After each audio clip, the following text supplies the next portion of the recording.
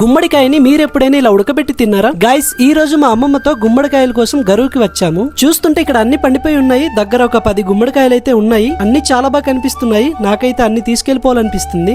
అమ్మమ్మ అయితే ఇంకా వెతుకుతూనే ఉంది ఇంకెన్ని పండున్నాయో అని. మా అన్నయ్య వాళ్ళ పాపేమో ఈ గుమ్మడికాయ బాగుంది అని చూపిస్తుంది. మొత్తానికి అన్ని ఇలా పండిపోయి ఉన్నాయి. మాకైతే ఒకటే కావాలి. పక్కనే ఇంకొక లేత గుమ్మడికాయ కూడా ఉంది. అమ్మమ్మ అయితే ఒక దాన్ని కోస్తుంది. చూడండి, చూడటానికి చాలా పెద్దగా ఉంది. ఇంకా ఇది చాలా బరువుగా కూడా ఉంది. ఇంకా అమ్మమ్మకి ఈ గుమ్మడికాయని ఇచ్చి నేను ఈ ఆకులని ఇంటికి పడుతున్నాను. ఎందుకు పడుతున్నానో తర్వాత చెప్తాను. ఇంటికి తెచ్చుకున్న గుమ్మడికాయని అమ్మమ్మ నీటిగా కడిగి ఈ విధంగా కట్ చేస్తుంది. పైన తొక్కని తీయాల్సిన అవసరం లేదు. లోపల గింజలు ఉంటాయి కదా, వాటిని ఈ విధంగా క్లీన్ చేసుకోవాలి. ఇలా క్లీన్ చేసుకున్న వాటిని ఇలా మధ్యలో కట్ చేసి ఒక తప్పేల దగ్గర ఇలా పెట్టి ఉడికించడమే. ఈ లోపల ఉన్న గింజల్ని కూడా తినొచ్చు, గుండెకి చాలా మంచిది. ఇంకా ఈ గుమ్మడి ముక్కల్లో సాల్ట్ వేసి ఒక అరగంట సేపు ఉడికించాలి. ఇంకా ఈ ఆకులనైతే మా ఇంట్లో ఉన్న కుందేళ్ల కోసం తెచ్చాను. ఇంకా అరగంట తర్వాత ఉడికాక ఇలా ఉంటుంది. టేస్ట్ అయితే చాలా బాగుంటుంది. ఒక హల్వా, ఒక కేక్ లాగా ఉంటుంది.